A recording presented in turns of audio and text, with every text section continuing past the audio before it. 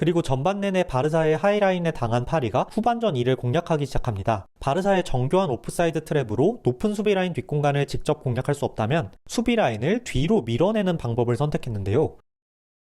안녕하세요, 엘미야입니다. 오늘은 바르셀로나와 파리 생제르맹의 치열했던 챔피언스리그 빅매치 파리가 어떻게 원정에서 바르사를 상대로 역전승을 거둘 수 있었는지 분석해보겠습니다. 양팀 모두 부상 선수가 많은 가운데 두 감독 모두 9번 유형의 스트라이커를 제외한 것이 눈에 띄었습니다. 레반도프스키와 곤살로 하무스를 제외하고 페란 토레스와 마율루를 최전방에 내세우면서 두 팀 모두 전방에서 압박의 기동성과 상대의 높은 수비라인 뒷공간을 공략하려는 의도가 엿보였습니다. 전반전은 원정에서 바르사에게 지배당한 파리입니다. 바르사는 더용과 페드리를 중심으로 안정적으로 볼을 소유했고 에이스 라민 야말이 파리의 좌측면을 지속적으로 휘저었으며 페란 토레스를 중심으로 다니 올모와 쿤데까지 야말의 패스를 받아 파리의 뒷공간을 위협했습니다. 볼이 없을 때 역시 강도 높은 전방 압박으로 파리의 빌드업을 괴롭혔고 특히 특유의 하이라인은 파리를 완전히 통제했습니다. 파리가 바르사의 1차 압박을 풀고 나와도 라인을 무르지 않고 높은 수비 라인을 유지하면서 라인 사이 공간을 압축시키고 파리가 전진할 수 있는 공간을 제한했으며 파리가 뒷공간을 공략해도 바르사 특유의 섬세한 오프사이드 트랩으로 타이밍이 엇나가면서 파리의 전진을 효과적으로 통제하며 경기를 지배한 바르사입니다. 결국 전반 19분 만에 선제 실점을 허용하며 리드를 내준 파리입니다. 하지만 파리는 조금씩 바르사에 적응하며 흐름을 찾기 시작하더니 전반전이 끝나기 전에 동점을 만들고 후반전에는 오히려 바르사를 지배하며 후반 막판 역전까지 성공했는데요. 지금부터는 파리가 바르사를 어떻게 공략하여 경기력을 반전시켰는지 그 방법들을 이야기해보겠습니다.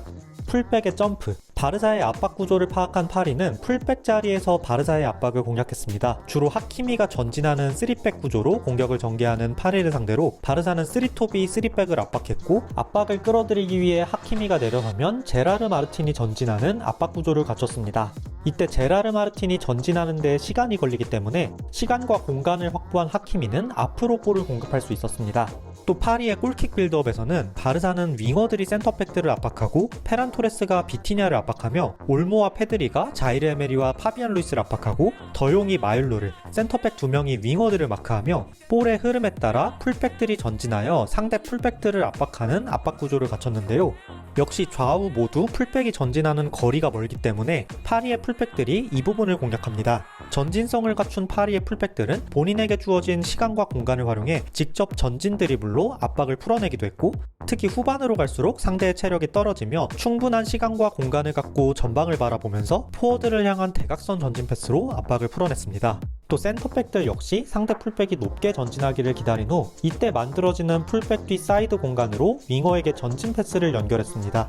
상대 풀백이 전진하는데 시간이 걸리면서 시간과 공간이 주어진 누누 멘데스는 전진 패스로 윙어와 원투를 주고받고 이때 상대 센터백까지 윙어에게 끌려 나오면서 만들어진 공간으로 빠르게 치고 나간 후 쿠바르시의 등 뒤쪽으로 패스를 연결하면서 마율루가 동점골에 성공합니다.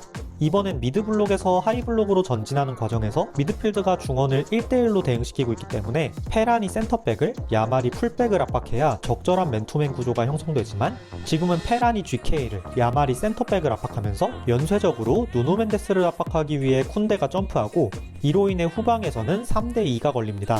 에릭 가르시아가 쿤데가 남기고 간 은바에게 붙자 누누 멘데스는 프리가 된 마율루에게 대각선 전진 패스, 마율루가 반대로 넘기면서 순식간에 득점 찬스를 갖는 파리입니다.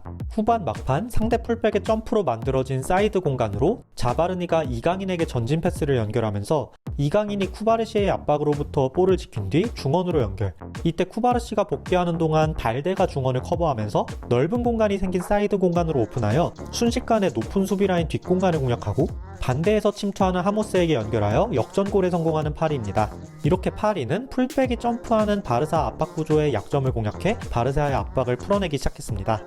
하이라인 밀어내기. 그리고 전반 내내 바르사의 하이라인에 당한 파리가 후반전 이를 공략하기 시작합니다. 바르사의 정교한 오프사이드 트랩으로 높은 수비라인 뒷공간을 직접 공략할 수 없다면 수비라인을 뒤로 밀어내는 방법을 선택했는데요. 이때 사이드에서의 직선적인 공격을 통해 이를 효과적으로 수행했습니다. 상대 풀백의 점프를 유도한 뒤 이때 벌어지는 풀백과 센터백 사이의 간격으로 다이렉트한 연결을 시도하며 바르사의 수비라인을 뒤로 밀어냈습니다. 시간이 갈수록 바르사의 체력이 떨어지며 압박의 강도가 다소 다소 내려가자 다이렉트한 연결 외에도 짧은 콤비네이션 연계로 사이드에서 전진하여 바르사의 수비 라인을 뒤로 밀어냈습니다. 상대 풀백의 점프가 늦어지며 하키미에게 시간과 공간이 충분히 주어지고 전진 패스에 이은 3자 패스로 사이드에서 압박을 풀어낸 뒤 사이드 벌어지는 간격으로 뛰는 마율루에게 연결하면서 바르사의 수비 라인을 뒤로 밀어냅니다. 또 발빠른 윙어들을 활용한 사이드에서의 전진으로 바르사 수비 라인을 뒤로 밀어냈는데요. 특히 은바예가 좌측면으로 자리를 옮긴 이후 몇 차례 위협적인 드리블로 바르사를 밀어낼 수 있었습니다. 윙어들이 부상을 당했지만 이강인이 아닌 바르콜라와 은바예가 선발로 선택된 이유입니다. 우측면에서는 하키미가 전진하여 상대 풀백에게 2대2를 걸어 찬스를 만들어냈습니다.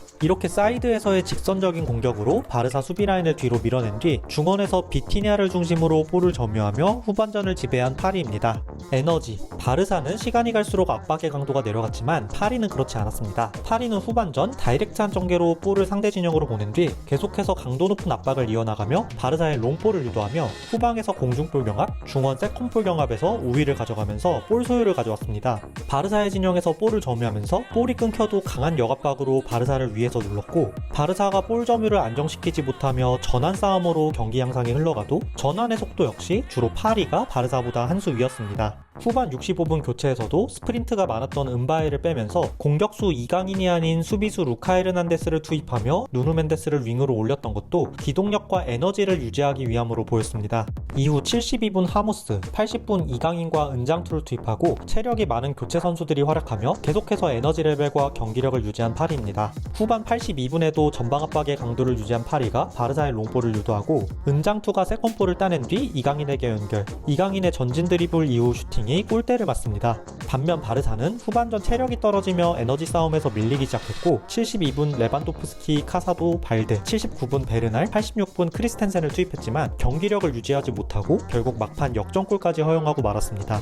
오늘은 이렇게 바르셀로나와 PSG의 치열했던 경기를 분석해봤습니다. 전반전 특유의 하이라인으로 파리를 통제한 바르사이지만 후반전 바르사 수비 구조의 약점을 파악한 파리가 이를 공략하고 전반 내내 힘겨웠던 하이블록을 뒤로 밀어내며 특히 에너지 싸움에서 우위를 점하면서 원정에서 바르사를 무너뜨릴 수 있었던 파리입니다. 오늘 영상은 여기까지입니다. 시청해주셔서 감사합니다.